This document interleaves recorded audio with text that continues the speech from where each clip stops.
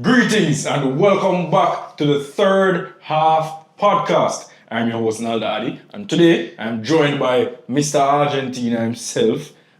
I'm going to say something, but I'm going to save it for later though. Christopher Fabaruski Jackson, and to his left is sports journalist and Brazilian fan Diwani Masters. Gentlemen, Wagwan, welcome to the show.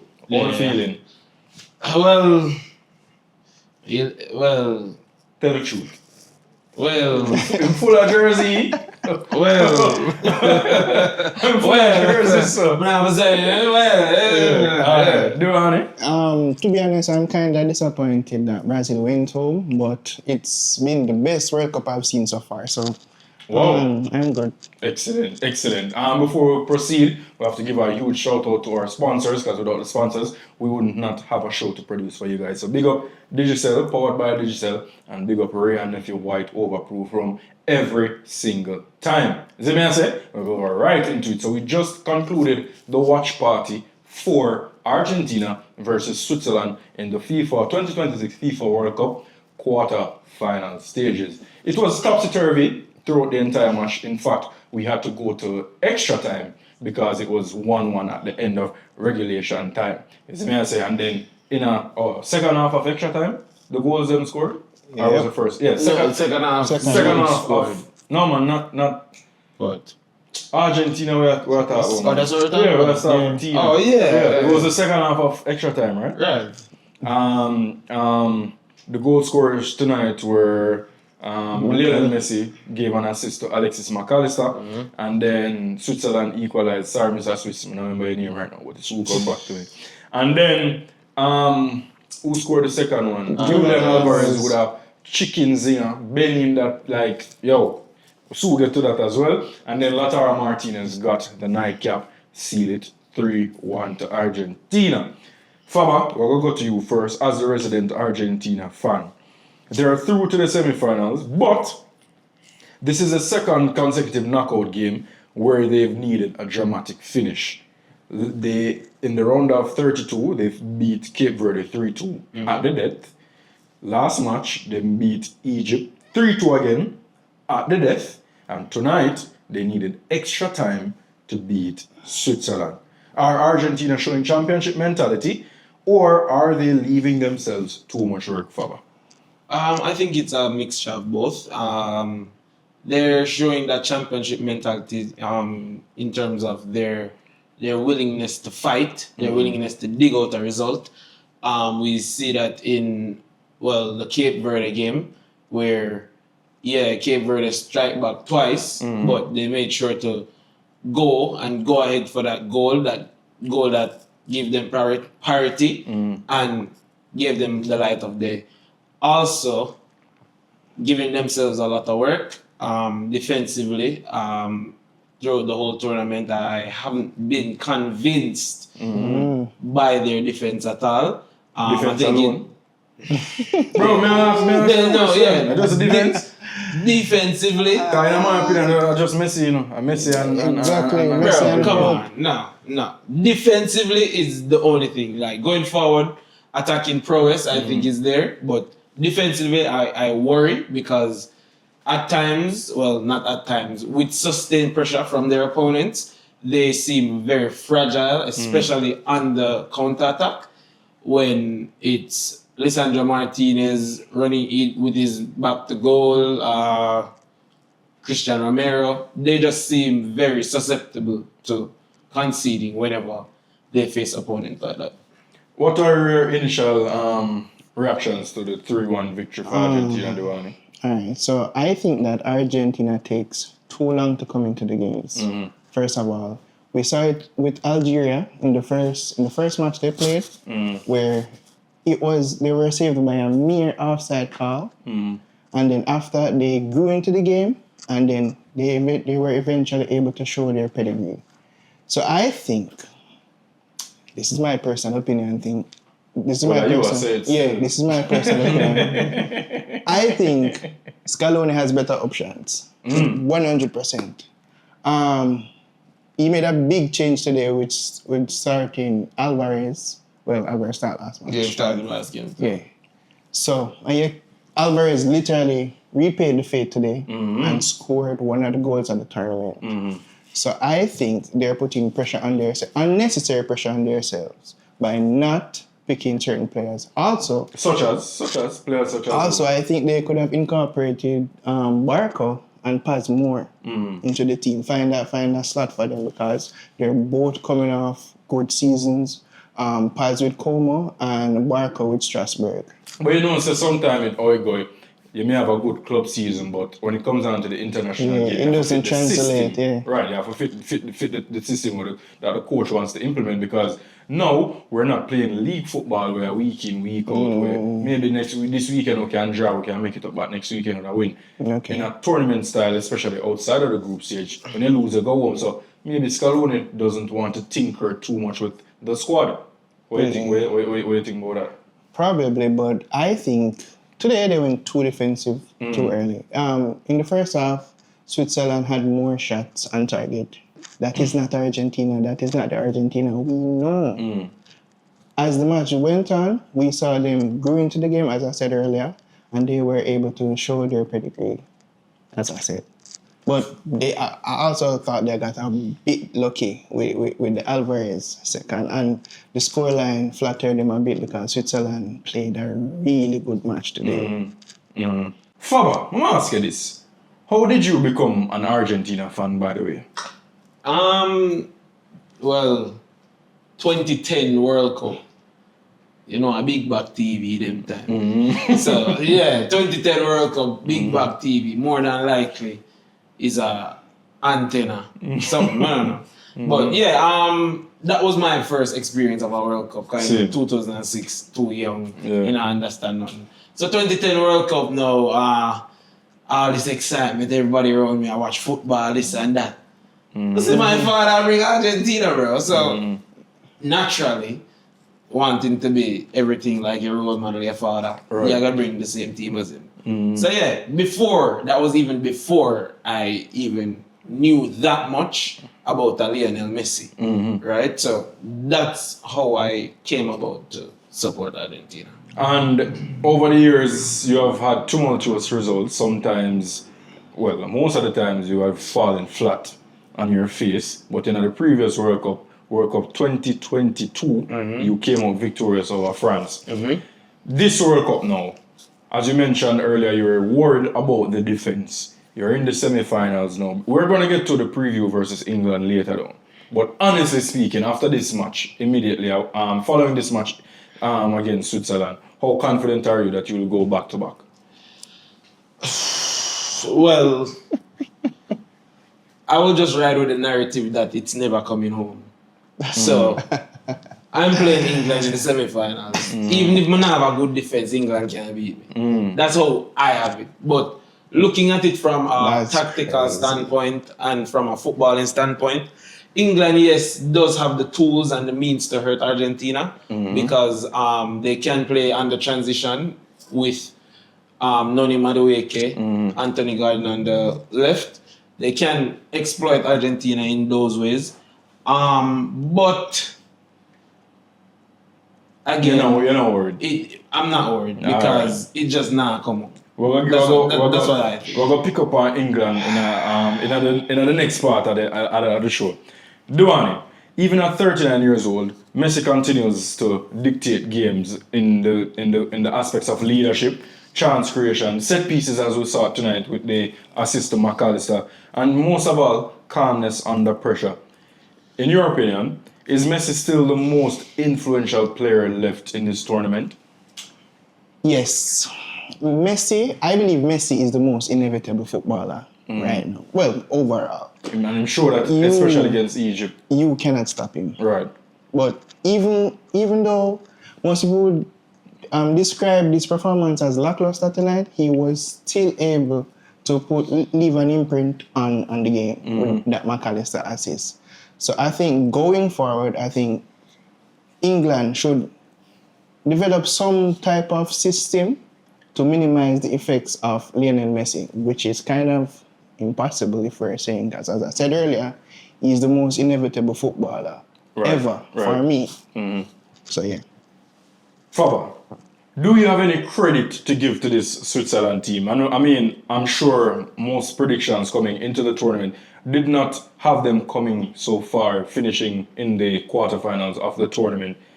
Any credit for the Swiss team? Of course, definitely, because they proved to be one of the dark horses that we did not see. Right. Because earlier in the tournament, we would pick on the USA, Morocco. Well, Mexico. not really Morocco. Senegal. Mexico, Senegal. We would say they were the dark horses of the tournament. Yeah. But we did not expect Switzerland to progress this far. And yes, we should give them credit because they came today with a game plan to stay compact in the middle, defend compact and stay defensive on two different fronts, and also nullify Messi, which they did successfully, Right. and they ended up getting a go-ahead goal. Well, not go-ahead, Equalizer through Dan Endoy.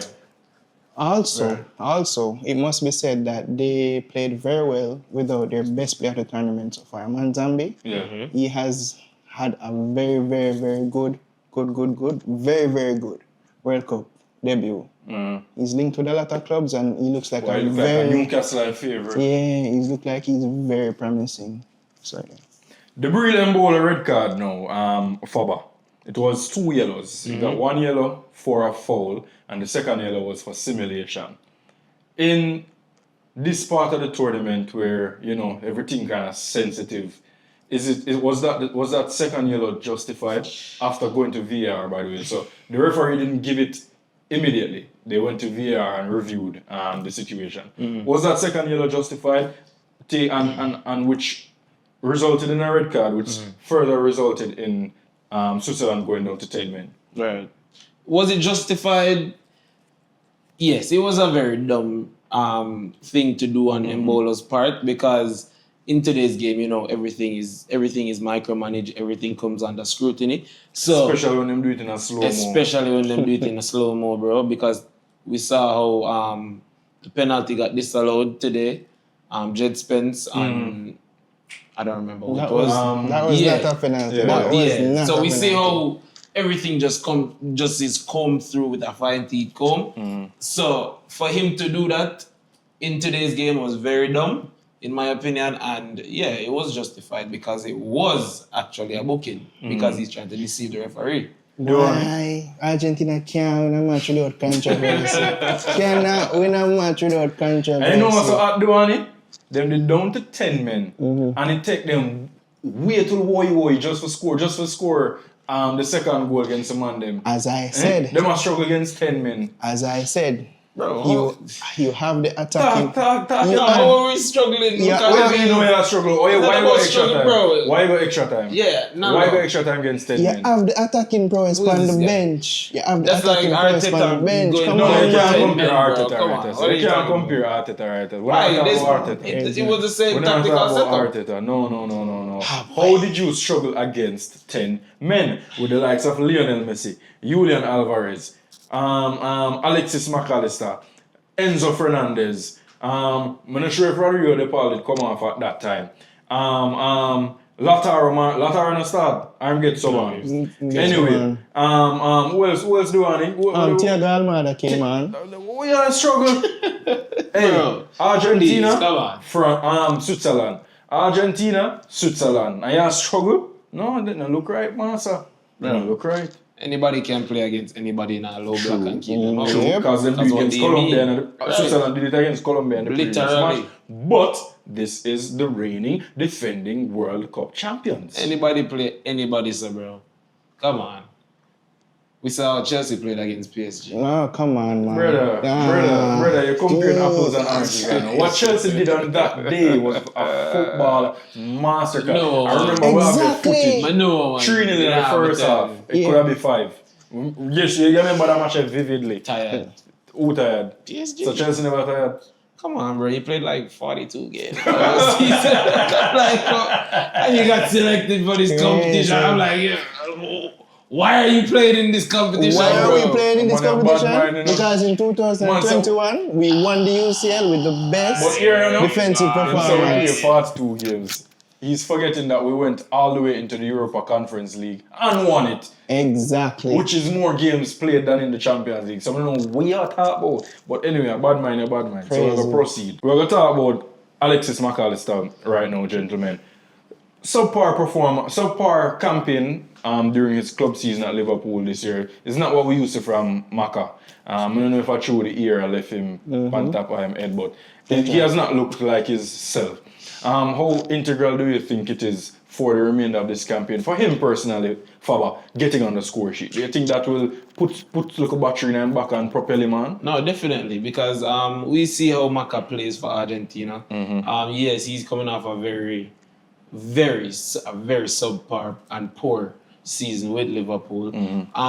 But it's just it's a different kettle of fish when this set of Argentina players go to that international squad camp. We see how they could not play well at club level, but once they put on that Argentina jersey and they are in that camp with that main man, number 10, Lionel Messi, everything changes. They remember how to do what they're supposed to do, and they play beautiful football, i.e. McAllister tonight. On that note, Duane, to follow up on what Faba just said, are Argentina too dependent on Messi, or has this supporting cast become one of the tournament's biggest strengths? Yes, they're too dependent on Messi. In the final part of the... Oh, you don't agree? Oh, no, I didn't say anything. Yes, they're too dependent on Messi. But in their defense, he has proved himself over and over and over. But in the final moments of the game today, there was a clear-cut opportunity to score another goal. What did the player do? Pass to Messi. Try pass to Messi. Any other player, any other side without Messi on it, what would he do? Bro, that just shows it. Him and the man for the team. To the detriment Without of the team. Okay, no, it's not detriment. Sometimes, because Messi had an off day today, and they had to step up. How long did it take the team to step up? True. Too long. Too long. Extra time. But let me say this though. I can almost predict the answer, but as a journalist, I have to ask regardless. With or without this World Cup, is Messi still the GOAT? Undisputed, my brother. And there wasn't any question. Even before the 2020. Alright, what I think the 2022 World Cup was just to put icing on the cake. Was just to light the candle and make it just spark. So you think that if he never win the 2022 World Cup, he would still be above the likes of Pele? Obviously, we never see him, but we're talking about the stats and the accolades. 3 World Cups, winning a World Cup at 17 years old. You think even without the 2022 World Cup, Messi is or would have been the GOAT regardless? Definitely. Without a World Cup? Without the highest honor? Definitely. Yeah, I think Why? so. Why? I think that, bro. Messi, other than the World Cup, he has accomplished everything else in football. Right? He has most Ballon d'Ors. He has multiple Champions Leagues. He has the most golden boots in the game. Messi, on a whole, has just been that player over the years that has been miles ahead of everybody. Miles ahead of CR7? Miles ahead of CR7, yeah, I think Miles? so. Miles. Plural, miles? I think so. Not a mile? Yeah, because... No, I think miles because... Crazy. The type of football that Messi plays, bro. Messi doesn't need to depend on someone else to create a chance. Messi doesn't need to depend on somebody else to score a goal. CR7, on the other hand, does that, right? CR7 has to... If CR7 gets no service, if CR7 is lacking I think you're talking department. about a modern CR7 though. Exactly. I don't think you're talking about I was just about to say right. CR7. And we're talking about Messi. to say that. We're talking about Messi's longevity from about 2010, 2009, and what Messi has been doing To this up day, until this World Cup at 39 years old. Messi hasn't changed who he is, right? But I mean, he's a lot more still. I mean, he's walking more, but can you tell? If we're being honest, Yeah, you can tell. You know what? He has he's joint most goals for this World Cup right now. if we're being At honest, 39. Messi just started performing in the latter World Cups, if we're being honest. In the latter World Cup, yes. Okay. I would say no. You can't say he just started performing because in the 2014 World Cup he won the Golden Ball. Right. Controversially, I might add, but yeah. Controversially, everything with Messi is controversial, right? Nothing with the other guy with 7. Nobody else is controversial at all. But Messi, it's always controversial, right? Right. I'm telling you because the red card that he should have allegedly got against Algeria. Was it Algeria? Algeria the first match? Was Algeria? Algeria. It was Algeria. That red card. Yeah, bro. But we've seen that tackle the whole tournament, and not everyone has gotten a red card. Gerald Ponce got a red card. Right, and that's an anomaly. Anomaly. What a man wicked. Along with Balogun. I don't even remember Balogun. Brother wicked, so. Balogun to play the next match. That's controversial. Yeah, controversial. Different type of controversy. That's crazy. Down there, I had them up here great. But, Duane, GOAT debate wrapped up? With or without the 2022 World Cup and potentially this World Cup, has or is the GOAT debate wrapped up? Sadly, yes. Is it sadly? Yeah. Or is that serious of a man? Neither. I prefer Neymar. Just putting that out there. I prefer Neymar. The worst superstar in football history. Big up yourself. Continue. Yeah. Messi has proved himself. Every accolade. He has every accolade and he has repeatedly performed on every stage. Over and over.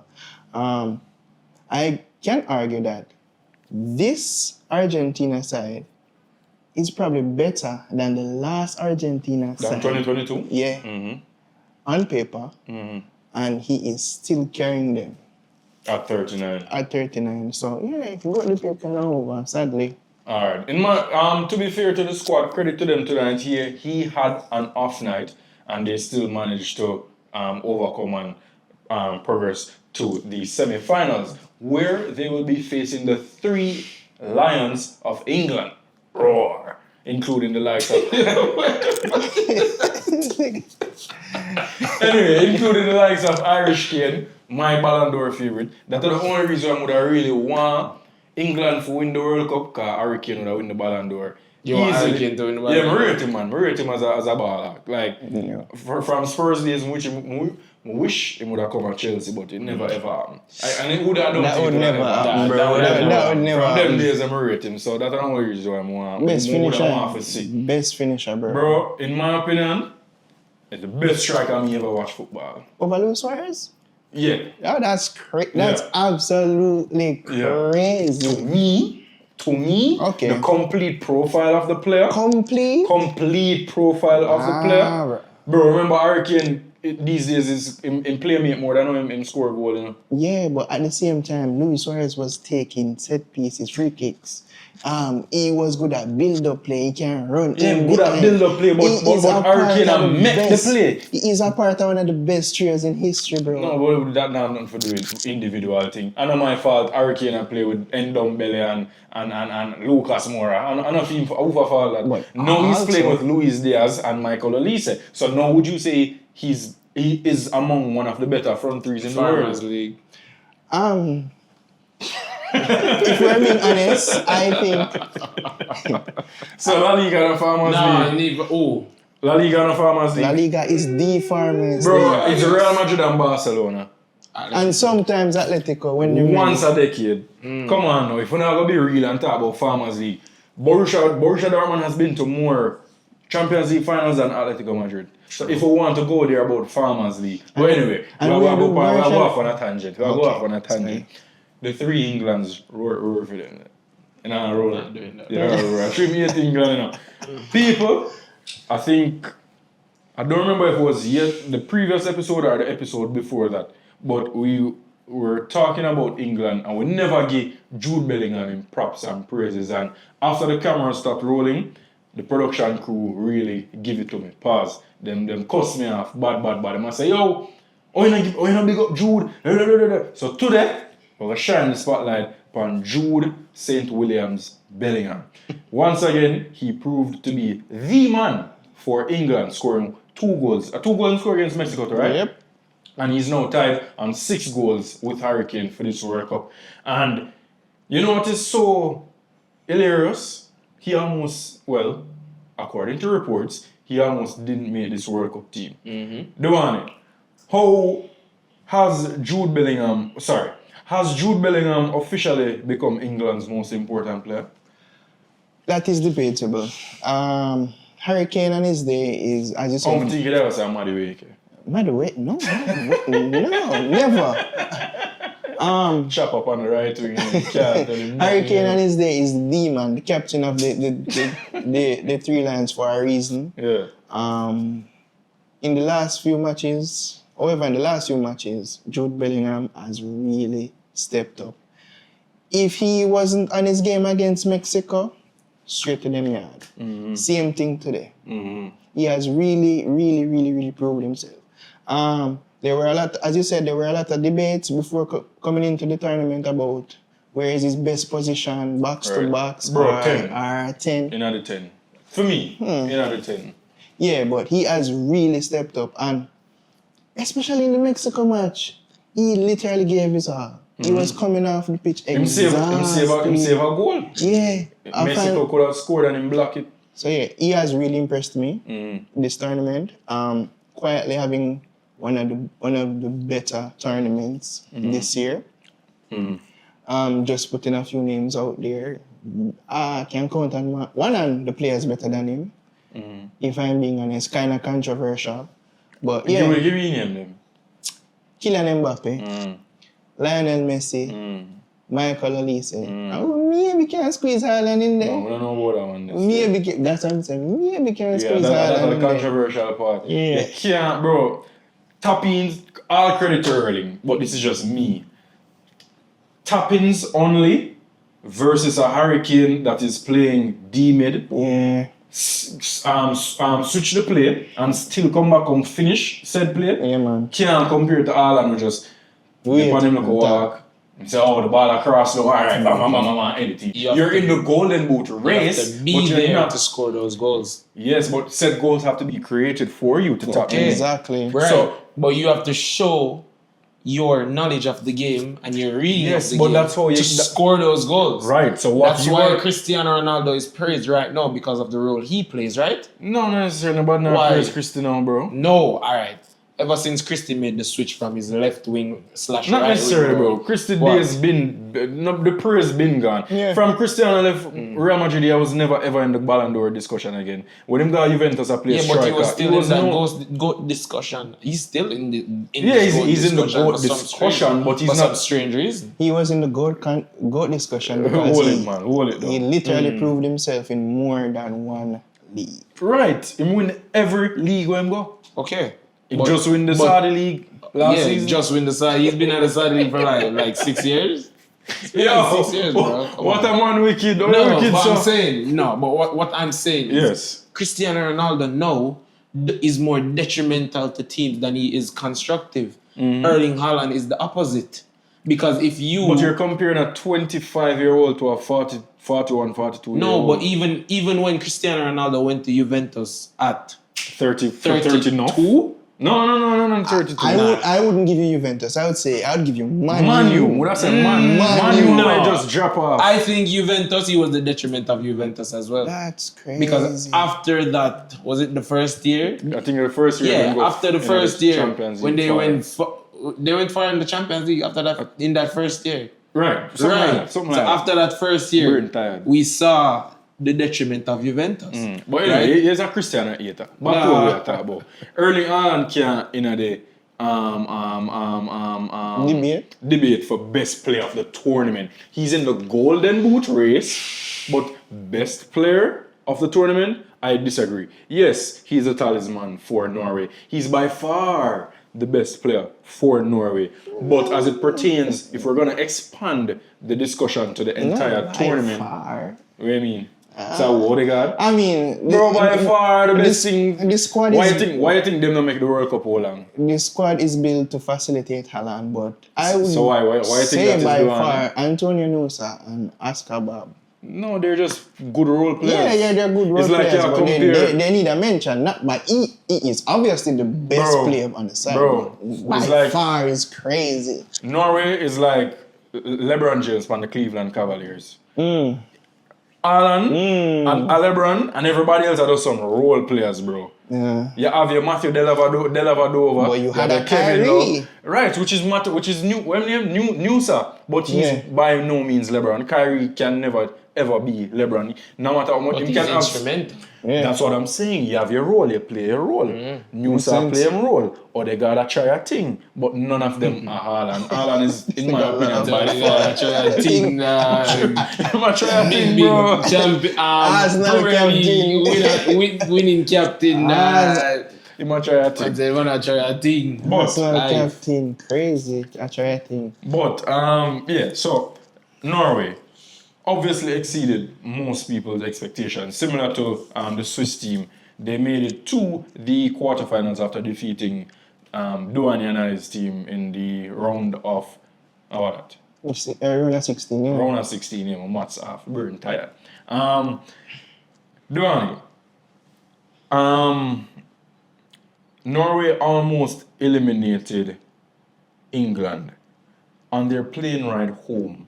Should they feel disappointed or proud? No, they exceeded expectations, as you said before.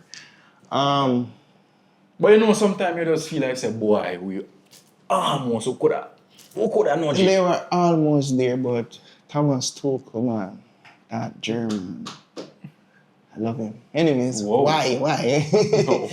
Edit that out. Yo, keep that. His in-game management saved Yeah. England today. When Nusa came on and Nusa and Bob came on and they were going at the England's back line, he brought on a Reece James to nullify Nusa. Good. Bah, Granted, most coaches don't have a Reece James real. on their in Liverpool their squad. whoosh them Bench that to one. bring on. Right. So bringing on Reece James was a master stroke, but yeah. Why again? It was a master stroke. Real. He earned his paycheck today. Yeah, man, a true man. Anything you say, we work with it, man. Faba, today, did you think that it was a case where Haaland had a quiet day? You know him capable of one of them, well, not even one, a few of them matches where him just disappear, or as it was that Duane mentioned earlier, Thomas Tuchel and the tactics him really took him out of the game. Which do you think it was more of? Yeah, I thought it was more down to the tactical side from England's perspective. Thomas Tuchel in the second half, so they got the goal, the equalizer before the second half. That created a momentum shift for everybody. Everybody's mentality changed. Norway, we could say, were beaten psychologically because after that we didn't see the same spark that they had Right. since the hydration break in the first half. First half, yeah. Because after that hydration break, we saw Norway pressing them higher, winning those second balls, taking the game to England. England were pending for a period of time. But yeah, so we saw Jude Bellingham starting to drive forward more, not sitting deep. Right. He introduced fresher attacking players, all of that. So yeah, Thomas Tuchel did a very good job with his second half team talk and introducing a spark into his England. Also team. bringing on Morgan Rogers, who had the shot, Right.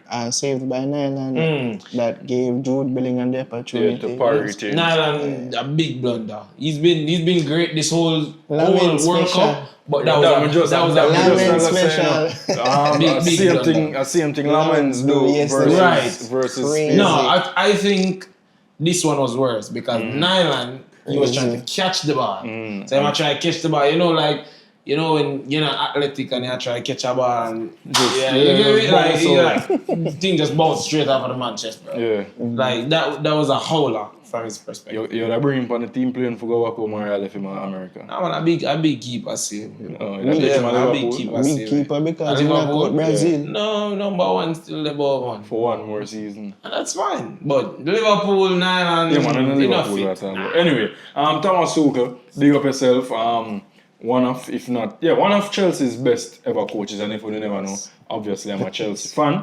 And I must give him some more credit because I think Thomas Tuchel is perfect for tournament style football. Yeah, man. The league thing, I think I really fit him. Because I see him did struggle at Chelsea. Right. And then he got Bayern at the first, how much in decade Bayern now in the league. And I went, Thomas Tuchel was the coach. But I think this is one of his strengths, which is tournament football. Won the Champions League with Chelsea. Won the Club World Cup with Chelsea. And went to the Champions League finals with PSG back in his days at PSG. Yeah. I think First coach to go to 2 consecutive Champions League Champions finals League with 2 finals different with teams. 2 different teams, right. So big up yourself, Mr. Tuchel. Wait, repeat that. First coach thought? to go go to back-to-back Champions League finals with different 2 teams. different teams. PSG Oh, and okay, Chelsea. cool. Gotcha. So big up yourself, Mr. Tuchel. You don't know you have my respect, and any day you're ready, Stamford Bridge is awaiting your return. Manager, yeah. Alright, gentlemen. So we're gonna go into a little preview now for this semi-final. As you may say, in previous episodes we would have touched on Spain versus France. So, well, that was yesterday. So now we're gonna touch on England versus Argentina. I know one of the biggest controversy them in a football, not just World Cup history, football history overall, was the hand of God by Diego Maradona in the 1986 World Cup. It is still being debated to this day. I don't know what the debate is about because he obviously handed the ball into the goal. But anyway, 2026 we are dealing with now. Faba, I'm going to start with you first. Who has had the bigger tournament, Messi or Bellingham? Bigger. In terms of impact and so on. Impact, of course, Messi. We've seen Messi has literally. I mean, yeah, he could make the argument that Jude is bringing England up on his back as well. Arguably, their best player. Debatable. Debatable. But yeah, Messi has had the better tournament, meaning he scored over 90% of their goals so far. He's instrumental in their attack. We see that the team ticks once Messi's on the pitch. Yeah. We saw that in a friendly earlier before the World Cup where Argentina just looked very disjointed before he came into the game. As he came into the game, everything was just more fluid. The passes were sharper. Everybody was just on their game. So you know where I said then. Yeah, I agree with me earlier. I'm gonna say it's just Messi and co. Duane, what do you say? Messi or Bellingham? I'm kind of on the fence with this one because Messi has a lot of fans already. But after this tournament, I think more people will be singing more praises for Jude Bellingham because he has really shown up in this tournament. Messi have a crowd already. Jude Bellingham, some performances, especially the Mexico performance. That Mexico performance, something very, very, very special. I love that one there. Yeah, man. Yeah, man. Both in foot time, I thought, whatever. Master stroke, man. Yeah, man. Duane, who was the better midfield? Argentina or England? England. On paper. On which paper? Argentina has an edge in midfield, bro. What you call it? Rodrigo de Paul no young. Enzo Fernandez, 24. He might probably the youngest one in there. Leonardo Paredes. Paredes doesn't start. Start now. Last 2 matches them do. So No, this is the first match. is that first match? Yeah. Okay. I stand corrected. Leonardo Paredes. And sometimes message up deep. Right. You have Jude Bellingham. You have Elliot Anderson. You have Morgan Rogers coming off the bench. Declan Rice had a off day today. I don't know if he has an injury. And sometimes you have Eze dropping deep to collect the ball. So Yeah, I think England has a better midfield because Argentina midfield is aging. Or is it England, or is it that England just has a better midfield for their style of play? Because those players that you just mentioned, Jude, Elliott, Declan Rice, they're not runners. they're runners, they're not ball players. Yeah, more so athletic. you're talking about Enzo Fernandez, you're talking about Barco, you're talking about Alexis McAllister, you're talking about Don't play. It doesn't what do play. you mean you don't play? How Of much course he appearance? play. How much appearance you have in this World Like Cup? 3. You sure? Barco started like the first 3 games. Barca needs more.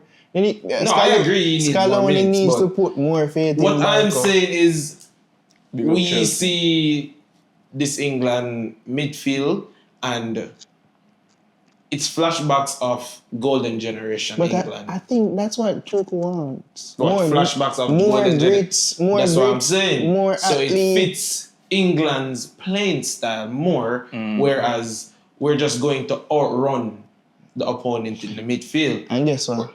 That'll go be the detriment in the semi-final. We'll see about that because as I Detriment said, for who? For who? Argentina. Argentina. Right, and that's what I'm saying to you. So we're going to see if outrunning, grit, aggression will beat ball playing. Right, that's what we'll see. Okay. And with that being said, score prediction: Argentina versus France in the 2026 FIFA World Cup semi-final. France? Argentina versus What's England. that? Argentina versus Argentina England. gonna play France in the final, my brother. When I reach this yet, man. Argentina versus When I England. reach the Score same- prediction. Nah, Score prediction: Semi-final. Argentina, England. All right, I don't see Argentina keeping a clean sheet, so I would have to say Argentina is gonna have to outscore England so 4-2. Whoa!